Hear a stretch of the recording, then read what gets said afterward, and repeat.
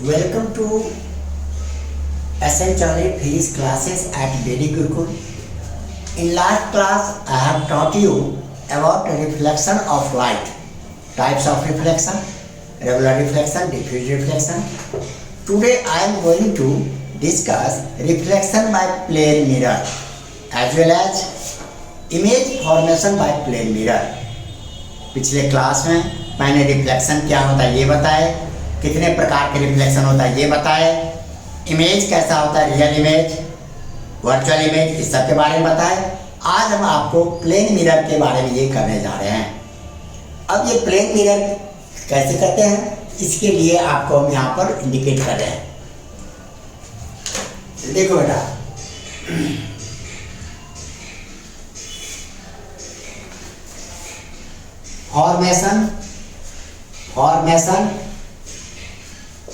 formation of image by a plane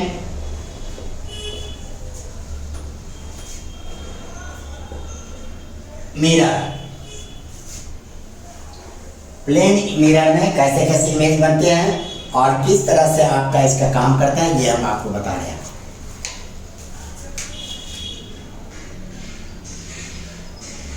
आपको इसके लिए क्या करना है, एक आपको ये प्लेन मिरर हमें बना दिया हल्का सा।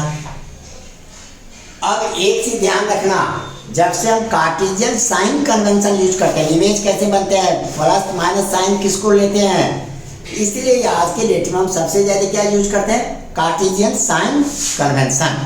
तो कार्टेशियन साइन कन्वेंशन में ऑब्जेक्ट को हमेशा हम लेफ्ट साइड में रखते हैं।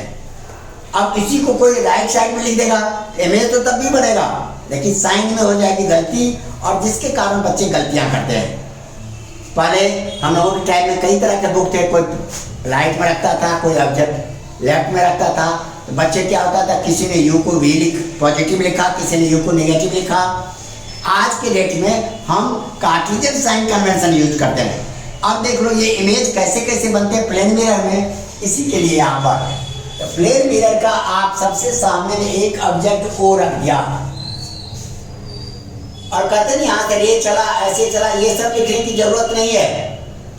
अब आपको यहाँ से रे चला एक रे, और जो रे यहाँ पर परपेंडिकुलर गिरते हैं तो आप जनरली जानते हो ये इंसिडेंट रे, ये रिफ्लेक्टेड रे होते हैं।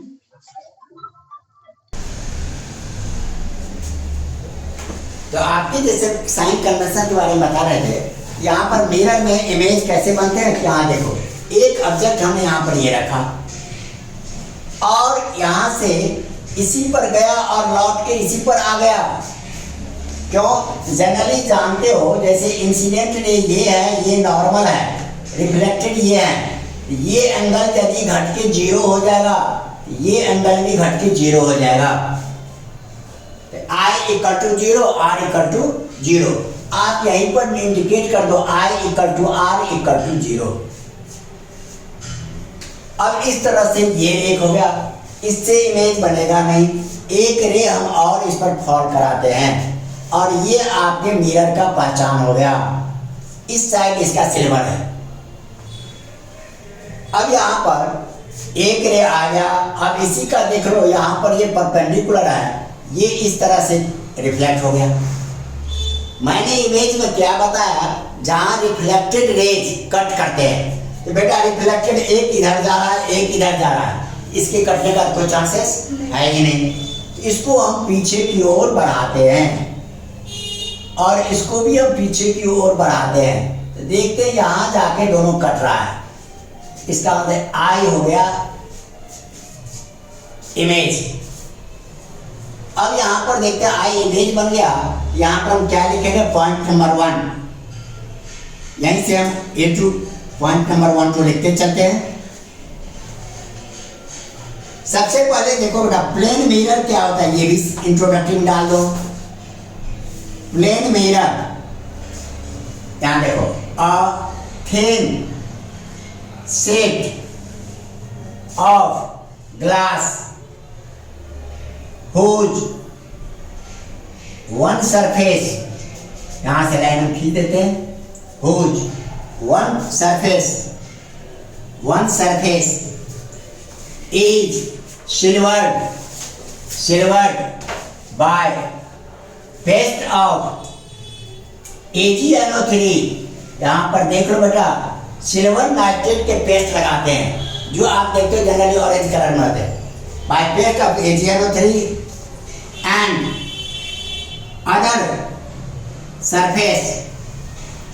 Other surface used as reflector.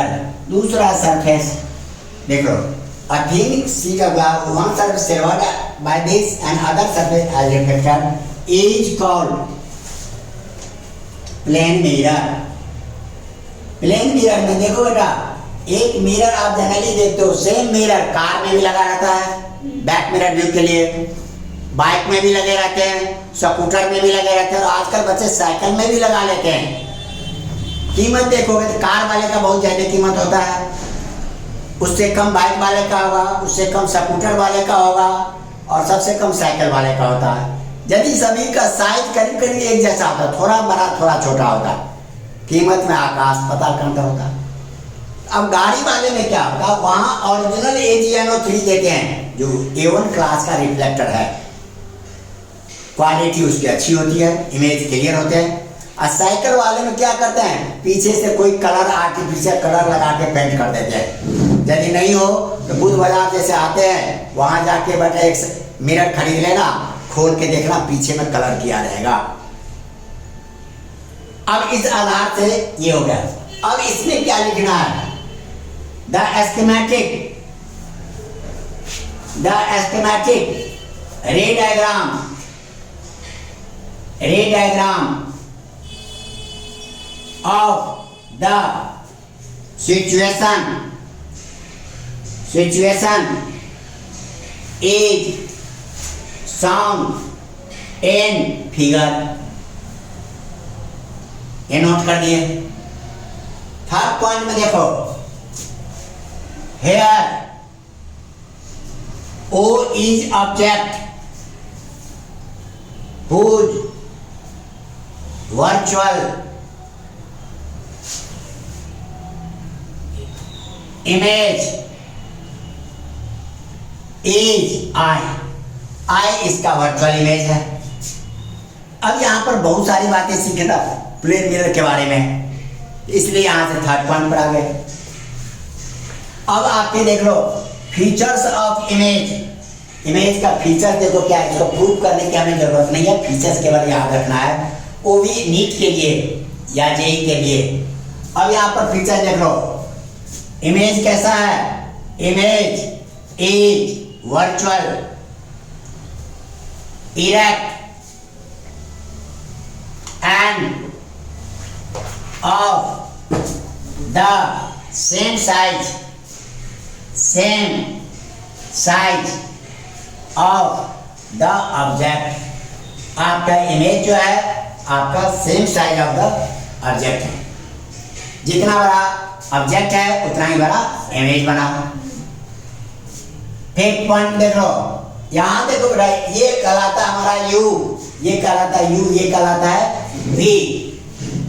The image distance जिसको हम V लिखते हैं, V फ्रॉम द मिरर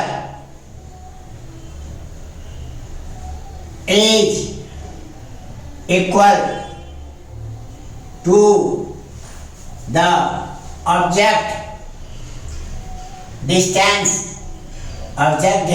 जिसको हम U लिखते हैं।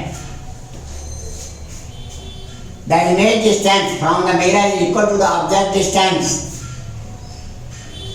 from the mirror that is U equal to V। ये हमारा याद रखना है। अब एक 5 पॉइंट ये हो गए, जनरली हमारे पास जनरली रहते हैं कि इतना हम कर लेते हैं। अब नेक्स्ट पॉइंट में देखो, इसमें क्वेश्चन नंबर 6 या पॉइंट नंबर 6। अब आप बाजार जाते हो और सोचते हो एक मिरर खरीदना है, इतना बड़ा मिरर खरीदना है जिसमें हम पूरा अपना फेस देख सकें, पाँव से लेकर सिर तक हमें दिखाई पड़े। ऐसे कंडीशन में कितना बड़ा साइज ले, यहां पर देख लो, the size of mirror is equal to the half size of object. कहने मतलब जितना बड़ा ऑब्जेक्ट है और उसका पूरा इमेज देखना है मिरर में, तो हमें मिरर का साइज कितना बड़ा लेना है, दैट इज साइज ऑफ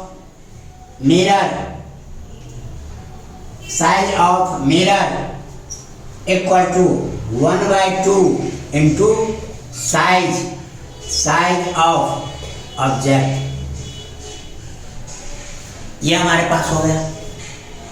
अब इसी तरह से देख लो बेटा, यहां पर आपने पॉइंट नंबर 6 तक देख लिया आपने, इधर आप लोग लिख लिए सारा।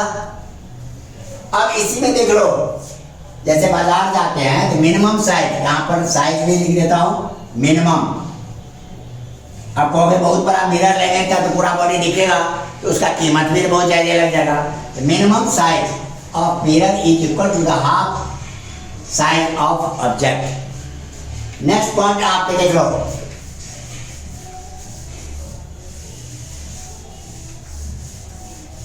कोई आदमी इस तरह से बैठा हुआ है कमरे, जैसे एक कमरा है, इस रूम के यहाँ पर मिरर लगा है, बीच में आदमी बैठा हुआ है और वो पीछे कौन बैठा हुआ है उसका इमेज देखना चाहता है। व्हेन अ पर्सन, उसको हम कैसे निकालेंगे, कितना बड़ा मिरर लगाएंगे, इस सब का क्वेश्चन का आंसर आपको यहाँ मिलेगा। और ये सारे इसी के आधार पर ये हम क्लास चालू किया है। जैसे वीडियो है, पिछले साल भी था, इस साल के लिए सीबीएसई भी कवर करेगा और नीट भी कवर करेगा। 7 when a mirror is rotated by theta angle, then the reflected rays rotates, reflected ray rotates by 2 theta angle। अब आपके पास ये एक मिरर है, देखो बेटा ध्यान दो, ये एक मिरर है और यहां पर एक इंसिडेंट लाइट आया और यहां से ये रिफ्लेक्ट हो गया, ये परपेंडिकुलर है। अब हमने क्या किया, मिरर को रोटेट कर दिया, ऐसे पोजीशन में ले आए, ये थीटा एंगल से हमने रोटेट किया, एरो लगा दी, थीटा एंगल से रोटेट किए, तो जैसे रोटेट करेंगे तो रिफ्लेक्टेड रे ये हो जाएगा। तो पहला रिफ्लेक्टेड रे और अभी जो रिफ्लेक्टेड रे हुआ है, इनके बीच का एंगल बताओ, ये आपका हो गया 2 थीटा के बराबर।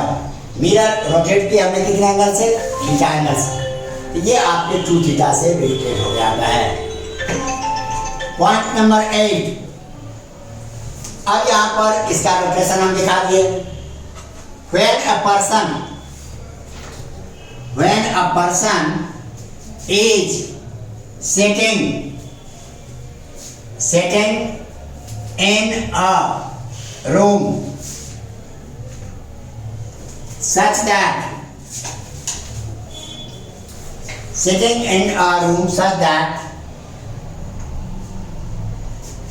room in the middle room के मिडल में बैठा हुआ है, such that he wants to see the image of an object behind him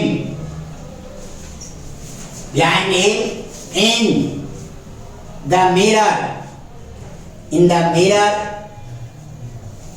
in front of him, then the minimum size, then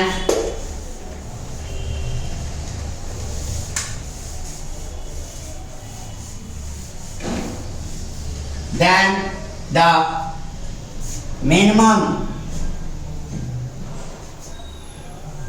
minimum size of mirror is 1/3 या 1/3 size of object, that is minimum size of mirror equal to 1/3 into size of object। हमने ये रब नहीं किया आपको दिखाने के लिए, जहाँ से आपके कंफ्यूजन कहाँ से होते हैं देख लो। जहाँ पर जो कंफ्यूजन होते हैं बच्चों में, बच्चे को मालूम है मिनिमम साइज ऑफ मिरर, जहाँ पर हम क्या लेते हैं 1/2। अब मान लो आप रूम के बीच में बैठे हो और मेरे तरफ मिरर है, जहाँ देख रहे हो, जहाँ आपके पीछे क्या हो रहा है, और रूम के बीच में आप बैठे हुए हो। तो रूम के बीच में बैठे हैं, तो मान लो यहाँ मिरर है और बैठे हुए आदमी यहाँ है, यहाँ ऑब्जेक्ट है। इसका इमेज किसके भीतर बनेगा? ये आई बनेगा। ये साइज कितना बड़ा मिरर रखें तो 1/3 साइज ऑफ ऑब्जेक्ट के बराबर। आगे बात समझ में। अब इसका नेक्स्ट पॉइंट देखो बेटा, एक एक टॉपिक टच करोगे अपने आप सारे आ जाएंगे, कोई परेशानी नहीं है। और फिजिक्स वेरी इजी होता है, बस आते कि समझ में आ जाए, कंसेप्ट क्लियर है, किससे आपका कोई सब्जेक्ट नहीं है, पढ़ने में मन लगेगा। अब पॉइंट नंबर 9 में आ जाओ। The number of image formed by two inclined mirror at theta angle, ये दिखाना है। हमारे पास दो मिरर है, ये दो मिरर हो गया इस तरह से, इनके बीच का एंगल है थीटा, और इन मिरर के बीच में हमने एक ऑब्जेक्ट रख दिया। ये ऑब्जेक्ट है, इसका कितना इमेज बनेगा? तो देखो इस ऑब्जेक्ट का इमेज इस मिरर के द्वारा भी बनेगा, इसका इमेज इसके द्वारा भी बनेगा, साथ साथ ये जो इमेज बनेगा उसका भी इमेज ये बनाएगा, और इसके भी इमेज बने इसका भी ये बनाएगा। यहाँ पर किस तरह से होगा? पहला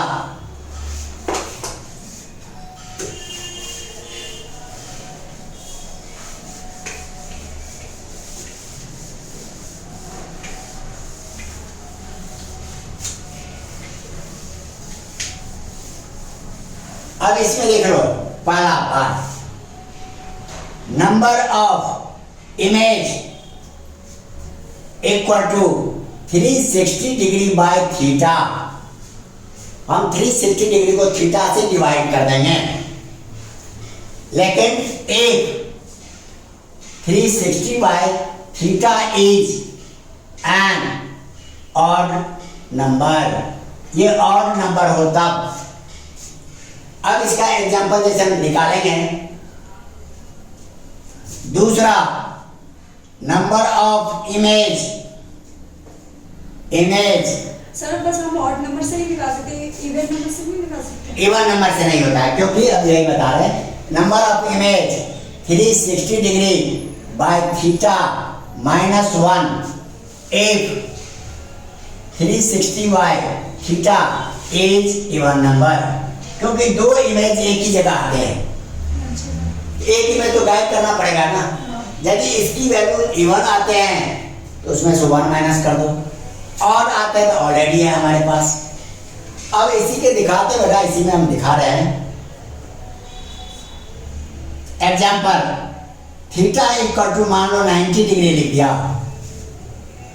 तो नंबर ऑफ इमेज क्या होगा, नंबर ऑफ इमेज 90/10 निकालने के लिए 360 डिग्री बाय 90, यहीं पर मुझे पता चल जाएगा ये इवन नंबर है। तो हम इसमें क्या करेंगे, -1 कर देंगे। है बात समझ में? 60 डिग्री है तो इवन बन जाएगा। अब आप पे 45 डिग्री डालते हो तो 45 डिग्री आ गया, वो भी 8 हो जाएगा। हाँ, 40 डिग्री डाल देते हो, 40 जैसे डालते हैं। Example, if theta equal to, मान लो हमने 40 डिग्री पर लगा दिए, तब हमारे पास क्या होगा, number of image 360 degree upon 40, ये जीरो कट गया, 4 9 जा, ये ऑलरेडी हमें दिख गया इवन है, ऑड नंबर है, इसलिए हम क्या लिखेंगे, कितना इमेज बनेगा, 9। सर 1 माइनस क्यों नहीं करेंगे? ये ऑड नंबर, मैंने क्या कहा, 2 इमेज एक ही जगह बनते हैं, एक ही इमेज नाम दिखाई पड़ेगा हमें। तो सर फिर ऊपर वाले में भी तो एक ही इमेज हाँ, है। दोनों के ये जहाँ 9 आ गया, ऑड नंबर आ गया, तो सारे इमेज अलग अलग बनते हैं। और इवन वाले में 2 इमेज एक जगह बनता है, इसलिए मुझे उसमें से -1 करना पड़ता है बस में ना। Okay sir. ये आपके प्लेन मिरर के बारे में इतनी पॉइंट्स हो गए। अब प्लेन मिरर में और भी बहुत सारे क्वेश्चन हो सकते हैं, जैसे कोई ऑब्जेक्ट, एक पॉइंट और नोट कर देता हूँ, एक आध,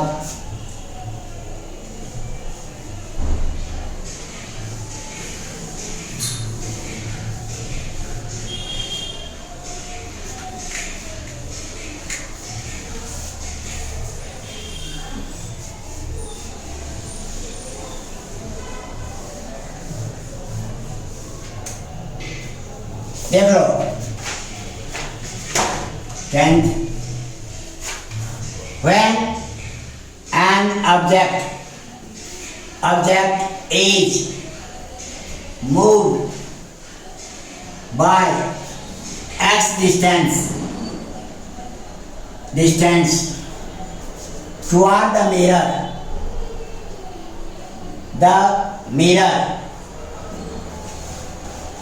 then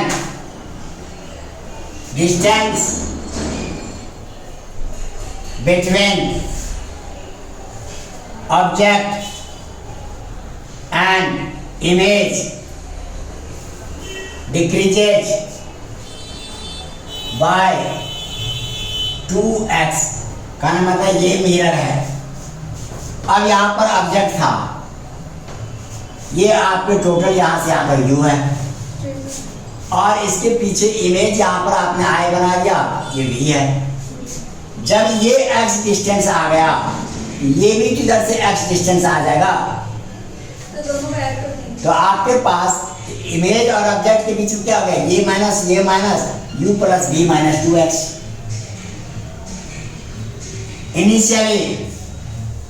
initially distance between O and I equal to u plus v, और finally distance between O and I u plus v minus 2x, माने 2x से डिस्टेंस इसका घट जाएगा। ये बेटा 10 पॉइंट्स हमें ये प्लेन मिरर के बारे में बताए हैं। नेक्स्ट क्लास जैसे हम इसका करेंगे, तो नेक्स्ट क्लास हम स्फेरिकल मिरर बताएंगे। स्फेरिकल मिरर में मिरर फार्मूला क्या है, वहीं से आपका स्टार्टिंग हो जाएगा आगे की। इमेज कैसे बनते हैं, कैसे ड्रॉ करें, ये सब देखेंगे, तब आपको समझ में आएगा। Thank you.